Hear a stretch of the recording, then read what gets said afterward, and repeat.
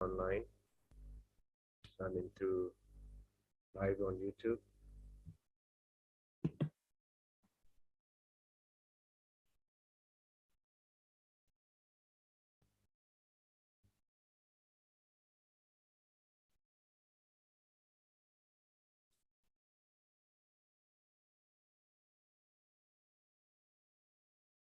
Online.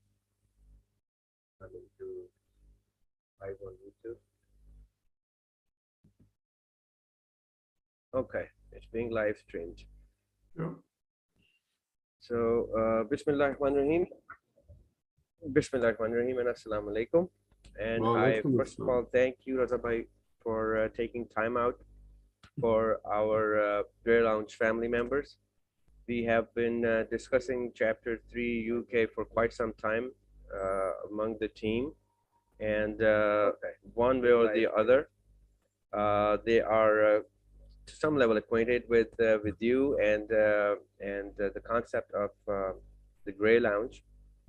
But today, since it's the first day of the new year, I wanted first some members of the group insisted that we should have some discussion on the new year and how to look ahead at the new year. So we had a quick Zoom session before this one, and luckily, thank you that you had an hour to spare for us as well. So I wanted us to start the year with the message from you, so that people get to see beforehand what they're about to see in the near future in this year, that how we would expand inshallah, and how in under your guidance, of course, because I look up to you as an older brother, and I really I want the group members also to know that most of my particularly business activities, I have to take guidance from Raza Bhai because of his experience, and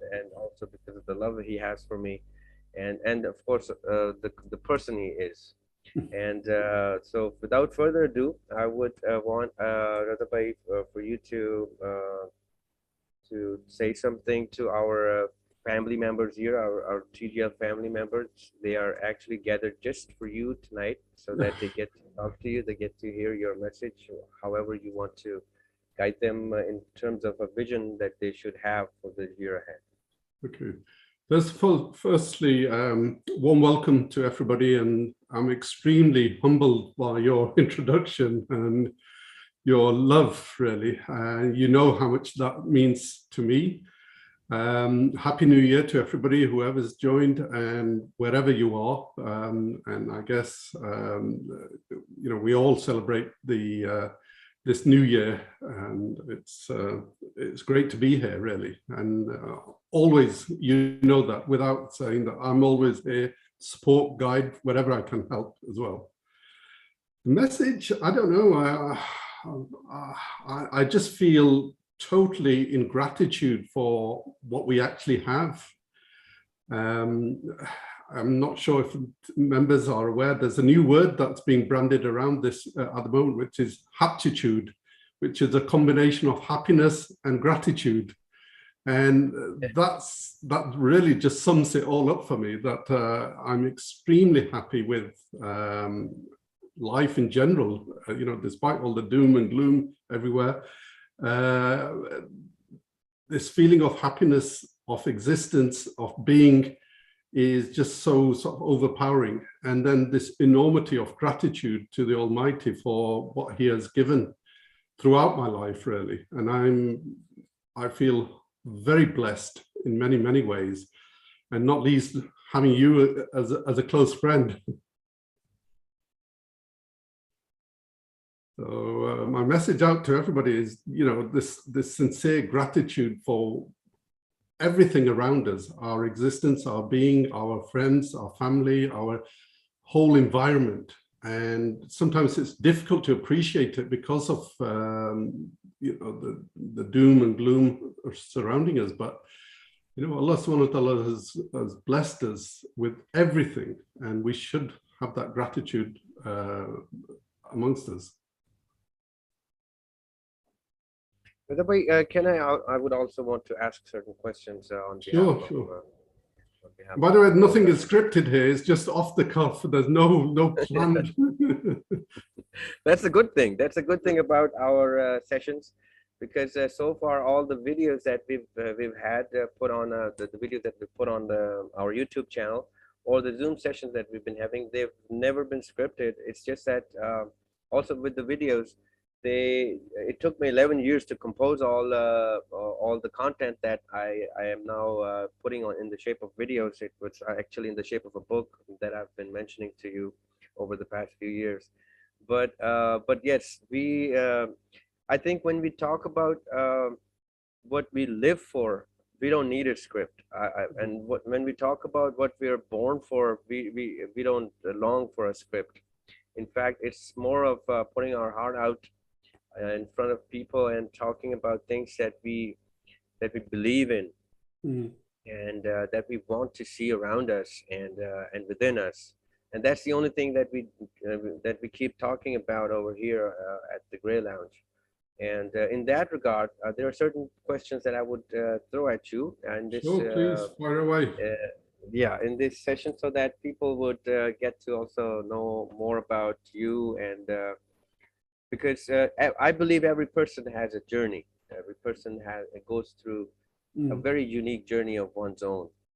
And so in your journey so far, mashallah, you have traveled the world. You've seen all that life has to offer, and I can safely say that because I know the exposure you have in your lifetime.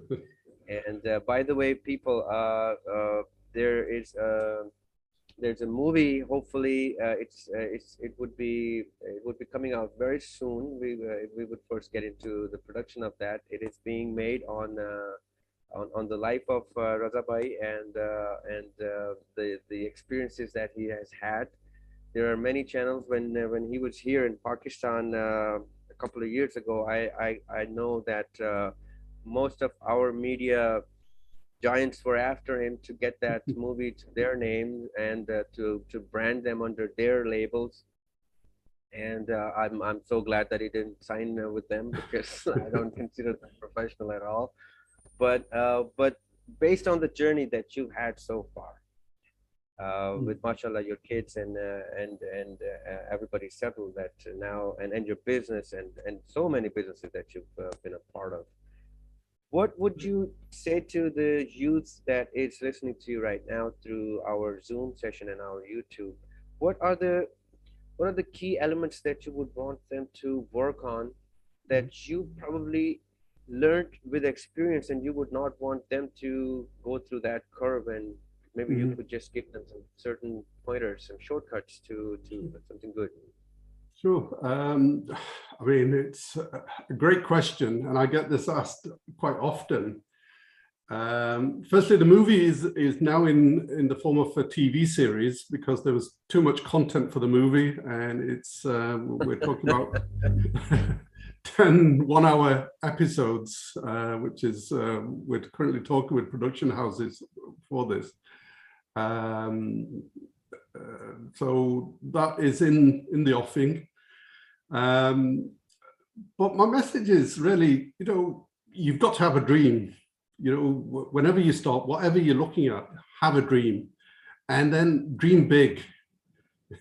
I know it sounds very sort of crazy, but we are only limited by our own restrictions when we're thinking, or when we're setting our goals.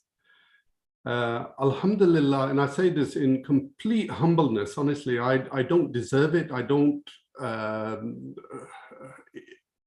by the will of the Almighty and my parents' du'as, I've achieved things beyond my wildest dreams. That sounds crazy to say, but, whatever I've set out to do, I've done it to the best of my ability. And really, my background. I set up an airline. Yeah. My parents were first generation, moved from Pakistan across to the UK. I was born in Pakistan and moved to the UK, but grown up in UK from a working class family. And then to achieve the dream of setting up an airline, running the airline, operating it for 10 years, in one of the most hostile and competitive environments out of Dubai. And then going into war zones, Iraq, Afghanistan, Africa, some of the incredible, unbelievable areas that we went and operated in. But alhamdulillah, we did it. You know, it's something that I would never, ever have dreamt about, or, you know, it just seemed impossible to do. And, you know, that sense of satisfaction, Allah bless my father who passed away a couple of years ago, but, you know, my biggest success, I would say, was once when I managed to take him on a trip in his own aircraft, you know, my aircraft. And really, I should have prepared him beforehand, but I just didn't think of it. It was a complete surprise to go.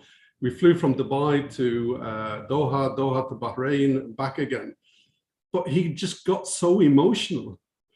And we were sat in the aircraft and he sat next to me, and, you know, he was recounting the times when he moved from India. And amongst his siblings, they used to share a bicycle. And for him to recount that time and then to be sat in his own aircraft with his own family, directing the pilot to go wherever he wanted to go, was just an incredible feeling. And for me, it was just a complete satisfaction. You know, you just can't put that into any monetary terms, any value, any sort of, just an amazing, amazing feeling. And so my message to all our youth is set yourself goals, set yourself targets that you're going to achieve. And then don't be restricted by setting big targets, because dreams do come true. And, you know, I'm living proof of that, I guess. And it's one thing to fulfill your dream. It's another thing altogether to fulfill the dream of a parent, for instance. Honestly, the happiness priceless. that you brought on his face, in his heart. That's I believe that's more than just a dream come true for someone. The way you, because we live for our parents, we live for sort of setting their dreams, or you know, achieving their sort of what they might not have been able to do. Then they can recollect it through us, and likewise through my children now. Mashallah, I have 3 daughters, and, you know, I give them a free hand, and they do. And, you know, and it's sometimes reliving your own sort of through your own children as well. And I know it's sometimes difficult for children to understand that, but, you know, this whole life, cycle of life, and how you progress from one stage to the other, and certain things just come with time. And, you know, that's the experience, life experience that you gain. But you're absolutely true, you know. The most beautiful thing you just said, that you live for your parents. You live to make their dreams come true. This is something that this group is all about. You know, whenever we talk about parents, and the emphasis we have is that there is nothing beyond parents other than the Prophet ﷺ and the Almighty, of course. But there is nothing beyond your parents that should come in your vision. Oh, absolutely, absolutely. You know, the dua of the mother is so powerful. You know, you can move mountains. You can change, you know, completely by having that dua there behind you. You know, I remember some of the, you know, I had missiles flying over my head. I had, you know, going into deepest, darkest Africa, you know, where we were put into certain circumstances. But knowing that there is this powerful force behind me, which nothing else matters, nothing else, you know, there was challenges, but those challenges pale into insignificance when you know that this powerhouse is right behind you all the way. But, you know, so respecting the parents, respecting their wishes, respecting their desires, overrules everything that I was able to do. That's one message that I'm going to take with me tonight. That recently, a few years ago, 4 or 5 years ago, my mother shifted to my brother's place in Vegas and took my baby sister along with her, and I totally left me alone, so to speak, because Mm, for me, my whole world, my whole universe is my mother, mm, and so the kids, the people in the group, or whoever gets to see this, they don't realize because they probably have their mothers very close by, mm, and they take them for granted. This is a human behavior. We take everything for granted until or unless it's just taken away from us or we just kept away from it. And the way you mentioned it, I mean, the way you put it is that we live for our parents and we live to make their dreams come true. mm. I mean, that is, I could not have placed it more beautifully the way you just did. And yeah, Yeah. so anything else? Tell us more. And one more thing, yeah, please do add, because you've had wonderful experiences in terms of losses and gains in business, in shifts Mm, and directions of careers and everything. And then running in your own airline, sitting on top of the food chain in the aviation industry, I would say. So on the way up to this ladder, there must have been many careers that you might have had in your aspirations and inspirations that you yeah. finally. I mean, Yeah. I started my career in banking, as you know. I was with Barclays for about 12 years.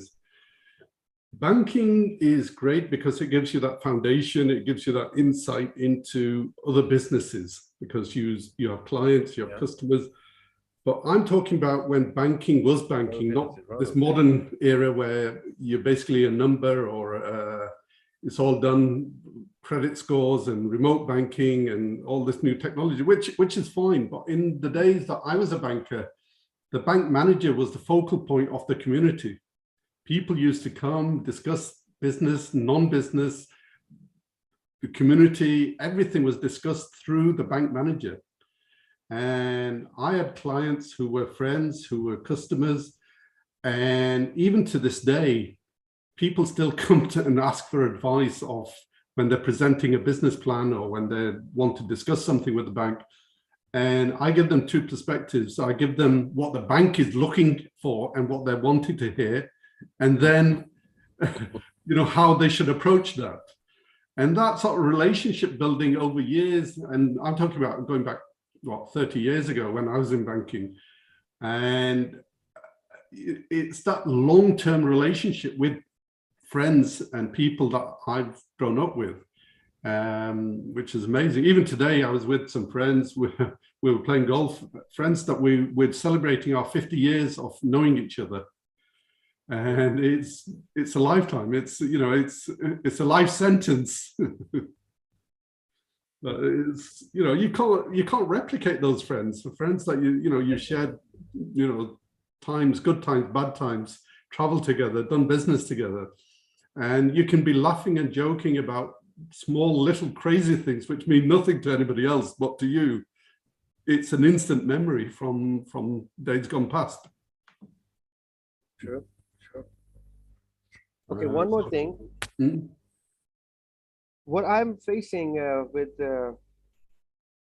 now with interacting with our youth and our people over here, they have a natural proclivity to religion, and it's good. I like that because okay, we're Muslims. Alhamdulillah, we're Muslims, so we're bound to have this sort of tendency to think about religion and the rules and the regulations and everything. I like that because that makes us a better human being at the end of the day.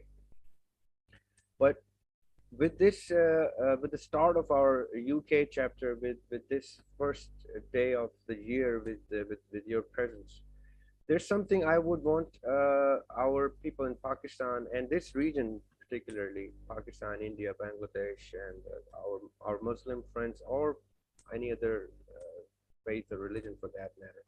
What I've noticed that in this region, people are restricted and limited to certain things which are so localized.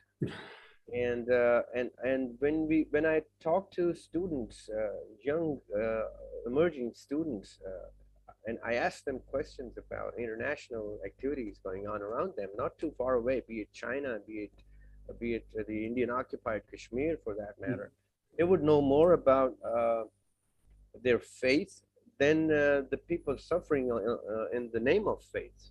And that kind of sometimes hurts me. So you, born in Pakistan, traveling to UK and establishing business all over the world for that matter, the exposure you had, if I would say that I take that away from you and change, go back in time and change that and keep you in Pakistan, can I safely say that you would not be half the man you are right now? Or without a shadow of a doubt, put it in another way, that how badly they need exposure to the international arena for that matter, be it any field of interest that they may have. Absolutely. You know, without a shadow of a doubt, I think we become so insular, you know, if we restricted by this. But, you know, born in Pakistan, grew up all my life in the UK, you know, from a very young age, from primary school upwards. I was 4 years old when we moved here. And, you know, one thing that we were always instilled in was our own identity. And it's a huge social problem here in the UK as well, where our youth are losing their identity because they although they might be brown faces and they might, you know, but we're losing certain values that we have within our culture. And that's something that we always had within our family setup, was that, yes, we can go, and I was exposed to everything, you know, from my working life, I was in an English environment altogether. The parties, the attending functions, the whatever.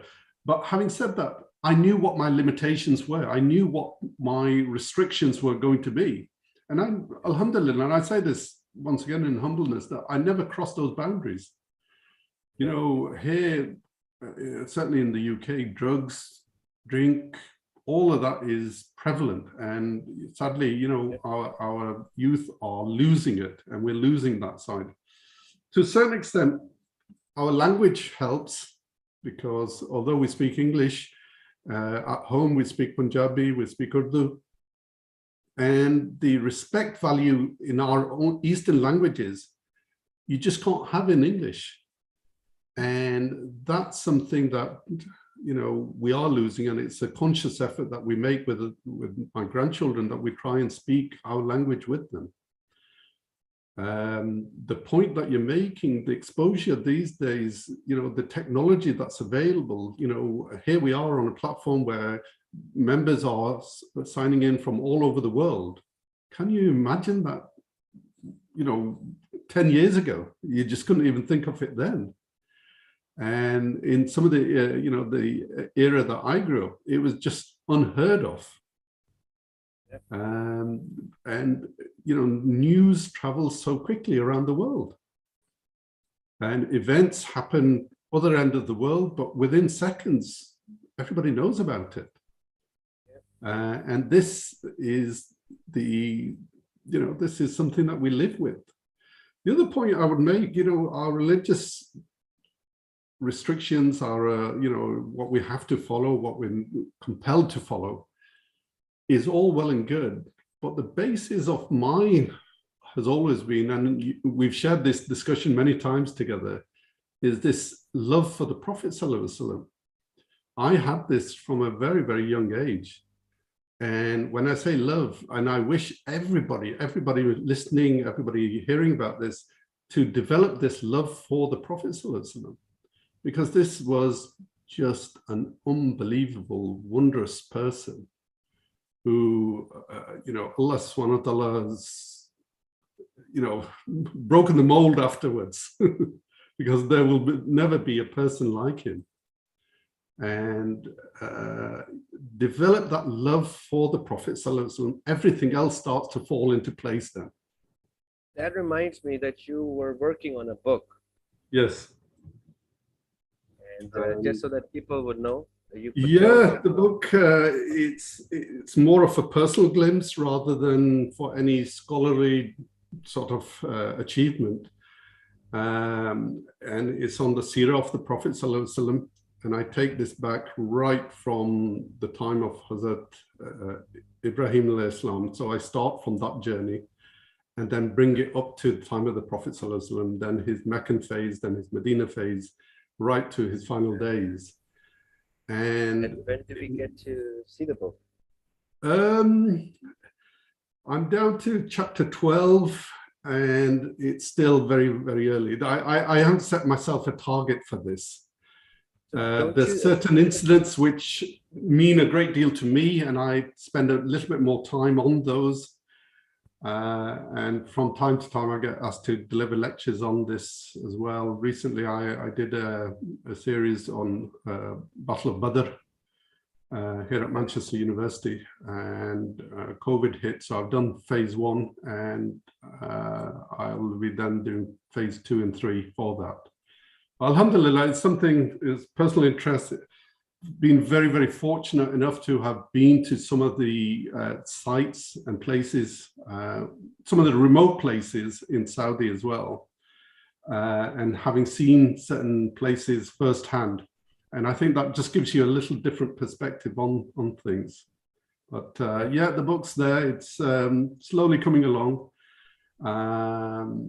Obviously, fair bit of research needs to go into it, but I just take my time, and I'm in no hurry with it.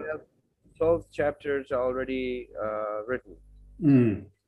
Do you think, I'm just loudly thinking now, do you think you could think about getting this book published in the shape of volumes, so you could probably publish the first 3-4 chapters to begin with, so that people would also get to read it and get the crave of it to want to read more, and probably that would compel you to push your deadlines a bit to closer.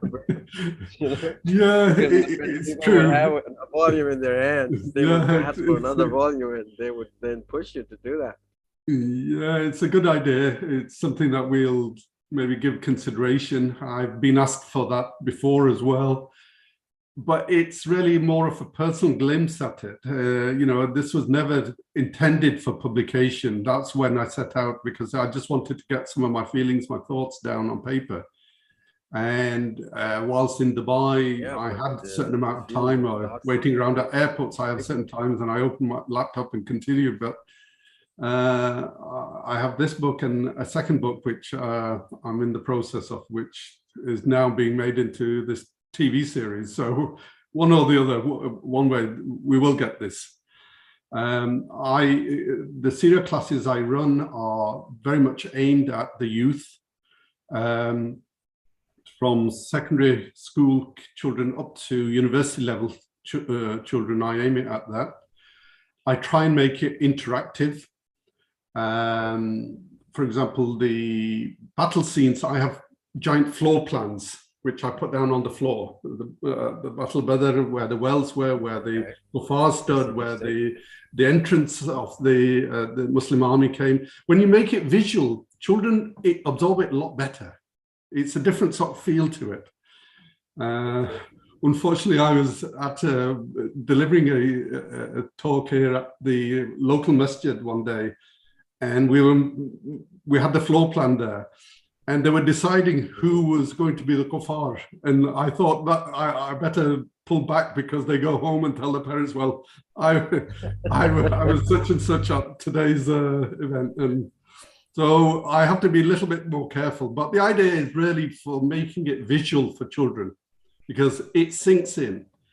And, you know, if they go away having learned just one small piece of it, that's job done. Because this love is something that penetrates deep into people's hearts. And once it's deep, it goes deeper and deeper and deeper. And this is all I say, that, you know, ignite the fire. If you ignite the fire will spread. true. And that takes me back to the other part of the question that I wanted you to also shed some light on. That our kids over here, they need to know more about what's going on around them. Pakistan is situated in a very critical geopolitical location, I would say. I mean, we are amidst a very lucrative, you know what, the way I see it. I mean, I sometimes I sound very critical also, but everybody's after this piece of land for quite some time now, you know, and there are reasons that that our youth needs to understand. It's not just the warm waters. It's not just China. It's also what's inside and beneath this land of ours. It's also on the mountains, the mountain ranges that we have, and it's also strategically located in a way that that now all the blocks, the international blocks that are gathering around it and they're smelling another war in the offing. I mean, Pakistanis need to now gear up. The youth needs to now gear up. This is what I'm trying to also, alongside our team, convey to our members here, that okay, we have to know things. We are putting lectures on knowledge and education, but then there are things that you have to also research on, because there are certain things that we cannot start from the post World War I era.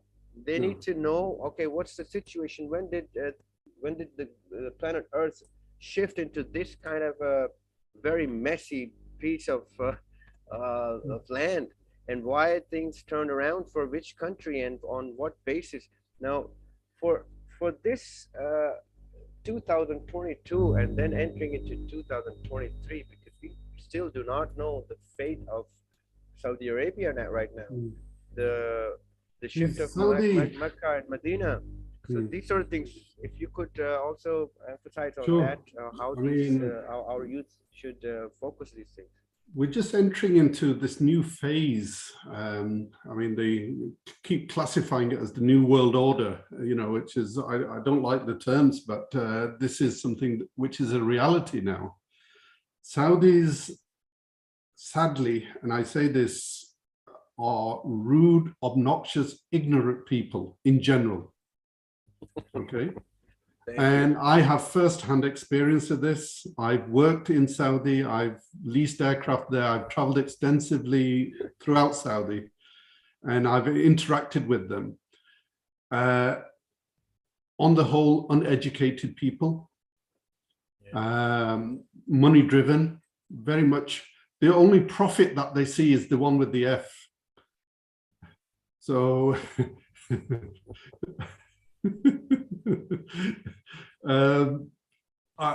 you know, I'm not being critical. You know, I see it as I say it as I see it, and I've seen it firsthand. It's alarming because the leadership within the Arab world is sadly lacking. When I say Arab world, I'm talking about the Arabian Peninsula. I'm talking about the Gulf states. I'm talking about the North African states. And really this new block of Iran, and I would throw Qatar into there, Pakistan, Iran, Malaysia, and Pakistan being at the leadership qualities that it holds is really emerging now as a force to be reckoned with. Yeah. And once again, you know, we ourselves need to recognize that. We do have that leadership qualities within us. And this is why everybody is vying for this piece of land. These points are not addressed. Sorry? These points are not addressed by our Pakistani leadership, by our Pakistani religious people, scholars. Because we get caught up, we just get caught up because the Saudis have been funding projects. I'm talking about the madrasas, I'm talking about the masajids within Pakistan.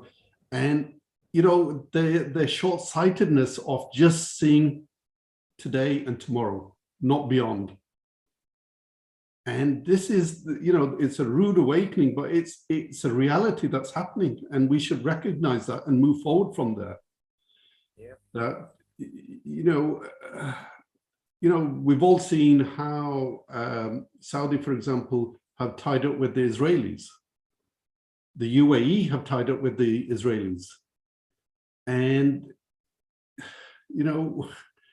it's chalk and cheese, and there's always a hidden agenda there. And I'm not one to bring out these conspiracy theories, but trust me, I've worked extensively throughout the Middle East. I've seen all of this at firsthand. And, we need to wake up to this. And, Turkey, for example, the embargoes and limitations on Turkey are going to be soon to be lifted. And they are a force to be dealt with. Iran, for example, they've suffocated Iran for so many years and years and years. And yet it's still there, it's still surviving, it finds ways around the restrictions that are put onto them. And if they can't, they've invented their own, products and services, and they're dealing with it. I was working in Afghanistan. I'm talking about when the US were there. We were dealing directly with the US. I was in Bagram Air Base, and at the height of the conflict, it had 30,000 soldiers just in Bagram. And the firepower that they had, this was never about Taliban. This was regional control. From there, they could control Iran, they could control the northern stands, they could control Pakistan, they had access to the Indian Ocean. This was strategic. And we suddenly, we don't have that foresight. And in places like the US, they have these think tanks that plan all eventualities. They play out these games. They've got it all mapped out for the next 20, 25 years. Yeah. And but see, now even after being exposed, the sad thing that I just can't seem to comprehend for the past few years, that all these forces have been so thoroughly exposed now. Everybody knows the motives that they had, and the facade that they created to fool people, and so easily. It was governments, it was the states playing around with them. And now when people get to know these things, people get to realize all of this, still when they do not acknowledge that within themselves and pass it on to the next generations, that son, this that we have been fooled with, you should not actually fall for this. But Zubi, this does not happen. The issue is, when somebody is arrogant, takabbar, when people get into that mode of takabbar, then that's their fall. That's where they break down. And I talked about the Battle of Badr. Badr was a landmark victory. It was a clear black and white. The forces of evil, the forces of good. And the numbers were, 313 on one side, you had 1,000 people on the other side, outnumbered completely, and armed and well-trained. But the way you put it. This was a reality. And when Allah subhanahu wa ta'ala doesn't want it, as the saying goes, we plan and he plans, and his plan is always greater. Yeah. So no matter whether it's the US or China or Russia or all these so-called superpowers, because when he chooses, and as we've seen, this little minute disease, this virus has taken over the rest of the world. Yeah, but what I've see, the way you put it in Ghazwa Badr, okay, Haq and Batil were very clearly identified. Very clearly. Because the Prophet was there, so okay, it was very evident for anybody to know. But this Badr that takes place every now and then among Muslims and non-Muslims, and Muslims or Muslims and Muslims, But yeah. why is it so hard for people to identify the evil from the good or the good from the evil? Because people get blinded. People get blinded in their own superiority, their own sort of, I am this. And it's a disease. And the other example I'll give out of our Muslim heritage and history is when the Abraha was attacking Makkah with the elephants. Yeah. You know, this was a king, he brought these elephants that have never been seen on the Arabian Peninsula. Nobody had seen what elephants were. And these, rampaging elephant, the main one, and all he was about to do is destroy this Kaaba.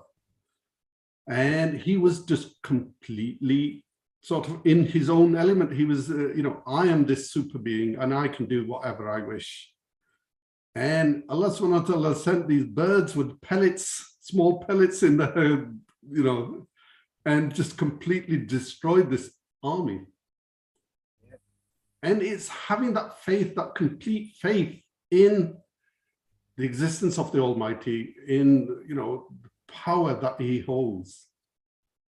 And once we recognize this, once we accept this, and when I say acceptance, acceptance is in the mind and the heart. It's not just one or the other.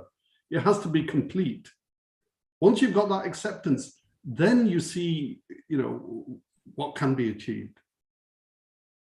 And that's what these big think tanks and these, all these institutes and various societies, but the power that Allah subhanahu, you actually then, you actually worry for them because you think, poor guys. That's true. That's true. That's true. But see, with this platform, what we wish, what we so badly wish, and inshallah, Allah Ta'ala would give us success in that, is that we want our people, be it in any part of the world for that matter, the right people on the right side. And when I say people on the right side, I also include people of any religion for that.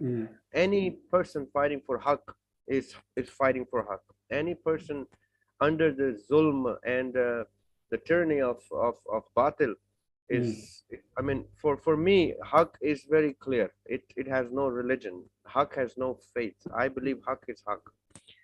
But through this platform, what we wish to achieve, to accomplish, is that people would get to recognize the difference between haqq and batil. Sure. Once they recognize haqq and batil, they would also recognize their own people, be it on either side. They would say, okay, they may be of the same color or faith, they may be of the same family or tribe for that matter, but they're not on haqq, then they're not on haqq.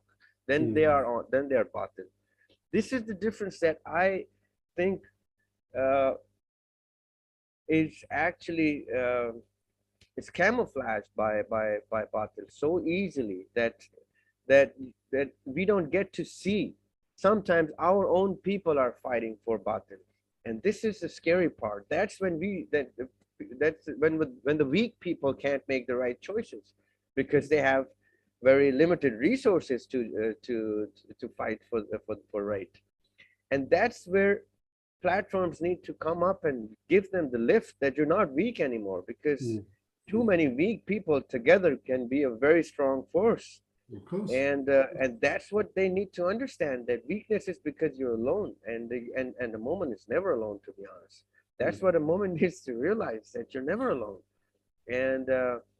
And the way you put things so easily about how the new world order and how the shift of power is taking place, and now again as we move towards 2023, and we do not know, we're not certain about what the decisions would be for Makkah and Medina, and how this this Arab world, where you just mentioned that they lack leadership. If still, do you think, I have a very sincere question that I ask myself most times, do you still think that there is a hope, not figuratively speaking, of course, there is a hope that the missing leadership that the Arabs may actually not even be aware of, that they lack and that they need, that leadership could come from this bloc that is coming up now: Iran, Pakistan, Malaysia, Russia, and what's the other? Is China, and one more that I think Turkey. These, if this bloc actually forms the way it's forming, and if within this year, I want our people to think on these lines. Once when we hang up on this line, when we close this session, I want certain questions to be left in their minds for them to do some research on, and to do some thinking on, and come back and reflect on this, and talk to us about this.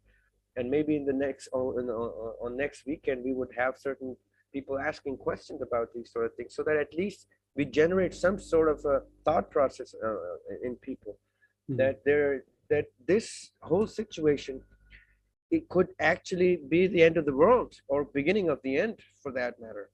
And and people are not aware. Do you think that there's still hope that this bloc could guide those who are astray very visibly, our own Arab Muslim world brothers, who are, frankly, we see them succumb to anything, be it power, or be it money or wealth. They just fall flat before that. And do you see any hope in this bloc being originating now? I think we should never lose hope. I think the hope should always be there, and it's an eternal hope that we should have. Because once we lose hope, that's when we ourselves start failing ourselves. You know, the weaknesses start to, show through. So, we have to live with hope. Also within Islam, there is this phenomena where once it's been squeezed from all directions, it does bounce back. It does regenerate. It does sort of bounce higher. And once again, it comes down to certain leaderships that need to emerge out of that. People that can try and cultivate togetherness, try and bring people together. And because, our strength will be in numbers. Our strength will be in there.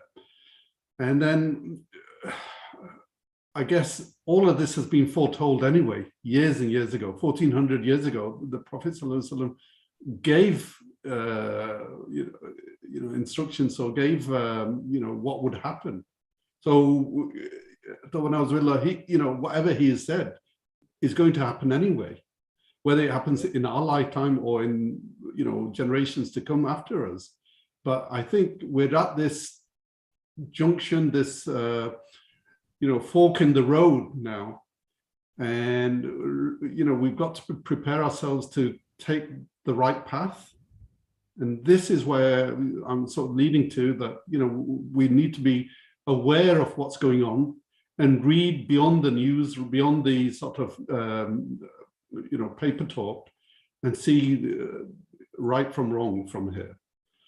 It really saddens me, when I see these recent events in Saudi. They had their 4-day rave party in Riyadh recently, out in the desert.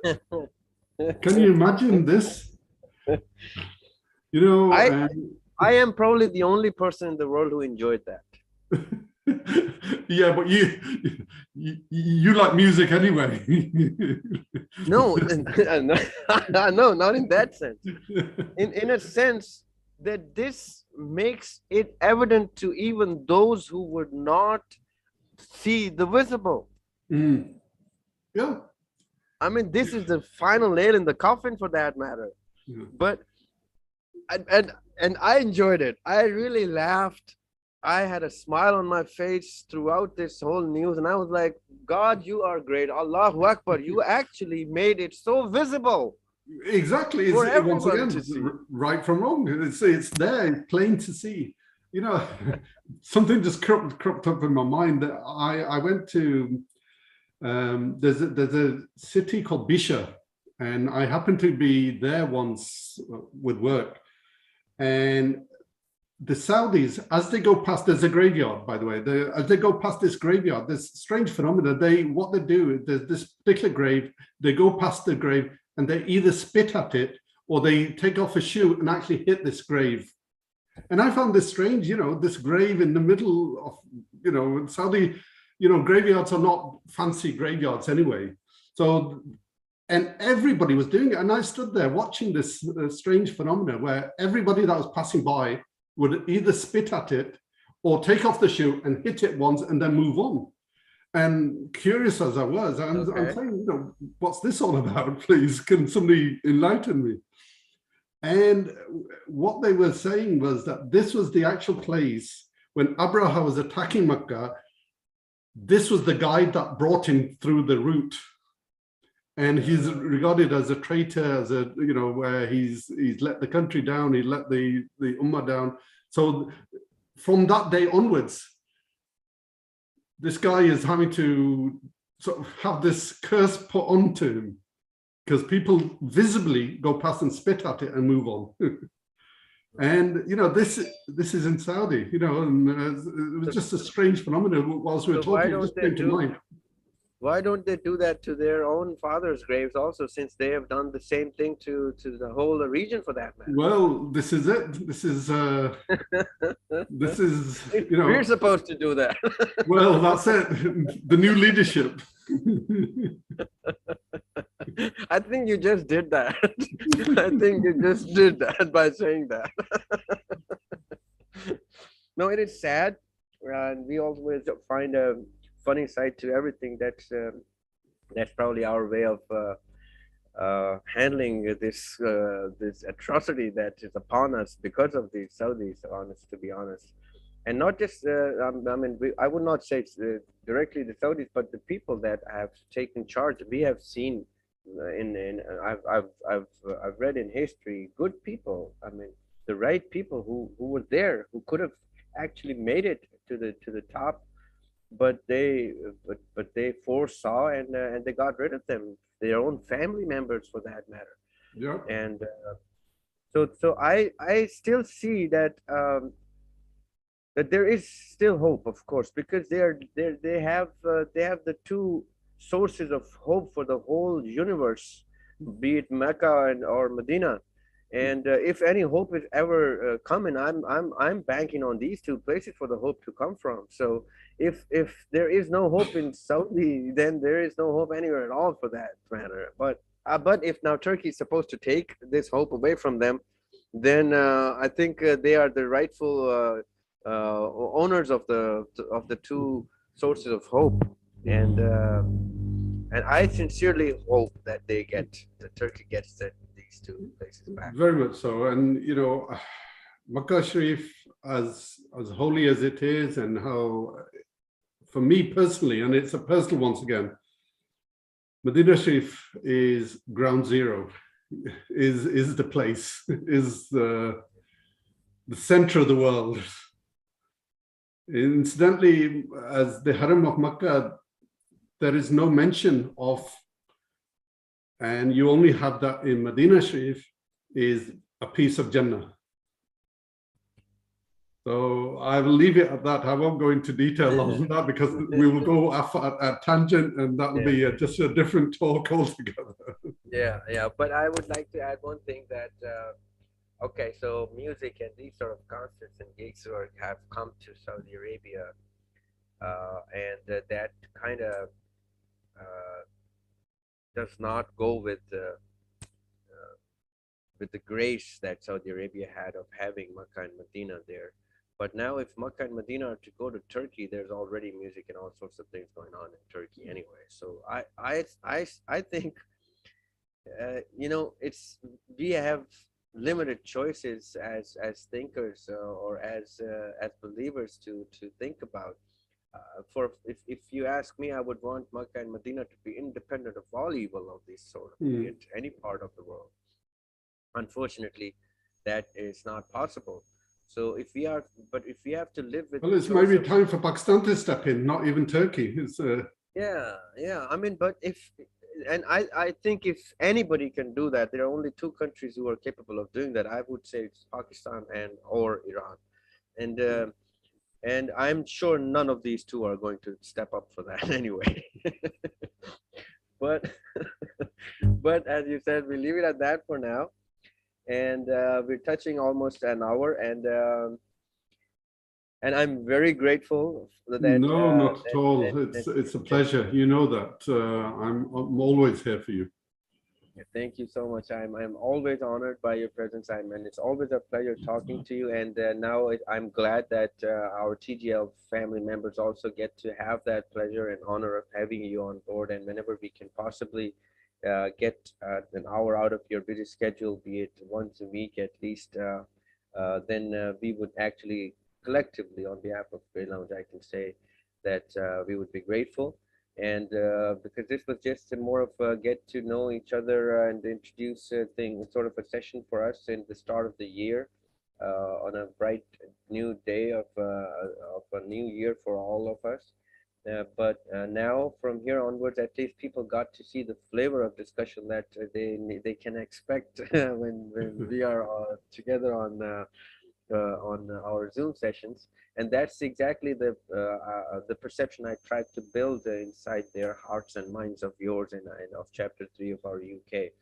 Listen, you're doing a wonderful job. I know the intention that you're doing it with, and may Allah subhanahu wa ta'ala give you immense strength to carry this forward and get to a level where you want it to get to. As I said, I think we all are doing this in our own ways, in our own limited zones that we are born with and that we live with. And inshallah, now that you're also on board and to see, mashallah, so many people on board with us, I think all maqasid related to haqq will, inshallah, we will succeed in them. Inshallah. And I thank you again. And but I would leave the conversation at the ending note to you. But I would just want to add one small thing here, that from this point onwards, after this introduction, I want all of our Grey Lounge members to know that this sequence, inshallah, has started, and we'll have many programs, many people, very interesting people that Raza Bhai has lined up for us, and certain people that we will collectively, if you have people in mind from that side, you could also tell us, and we could request Raza Bhai to get in touch with them, because sitting there, he can access certain people because of his experience, because of his relationship that he has established over the years. And then there are certain ideas that you may have in your mind. Please send them across to us, at what sort of programs and discussions you wanted, what sort of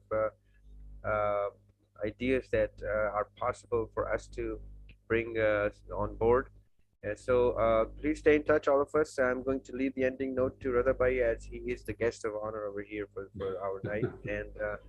And from my side, it would be Allah Hafiz. And after Raza Bhai's ending note, we would end the conversation with gratitude from all of us. And Allah Hafiz from my side. Please, Raza Bhai. Thank you very much, Xaryab. Very simply, I'm here to support, help, guide wherever you need me. Use me. Inshallah, I know we've talked about bringing certain guests on board, and our next guest, which I'm lining up, is an amazing guy. It's just an amazing guy. It's, you know, his passion for helping the poor, his passion for poverty alleviation across the world is not to be missed. This guy is a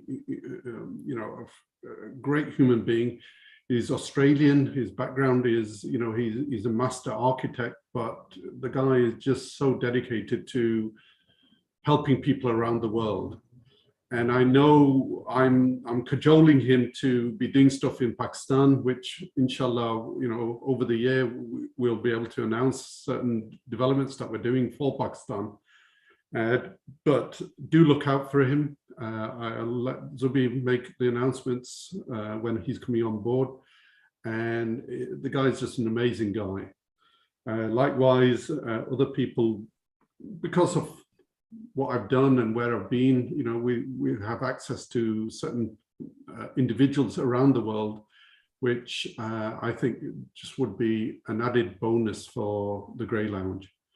I'm indebted to Zubi and the rest of the team for allowing me to come on, and look forward to sort of engaging with everybody. And if there's any particular questions that you have, please do direct it on and we'll try and address them.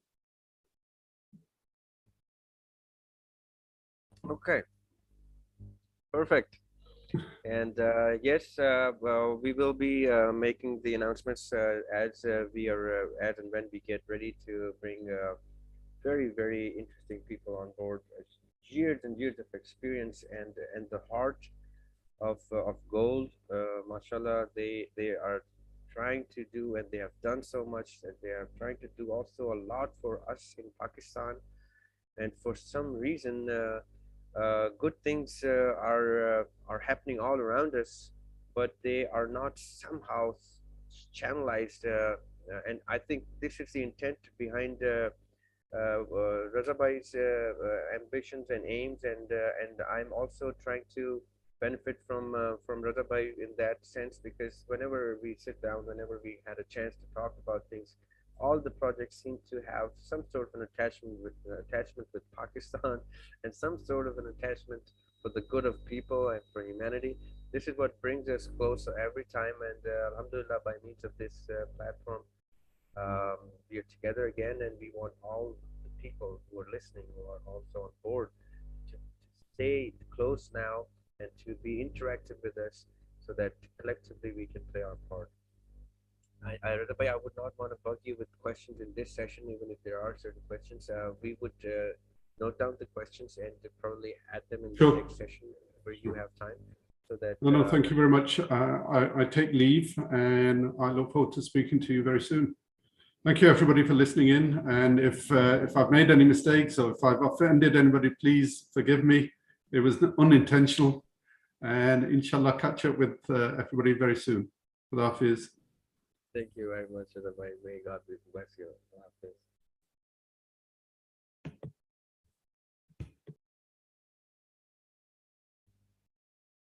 Okay. मुझे काफी कुछ करना है, एक second में देखो कैसे होता है. That's the first stop.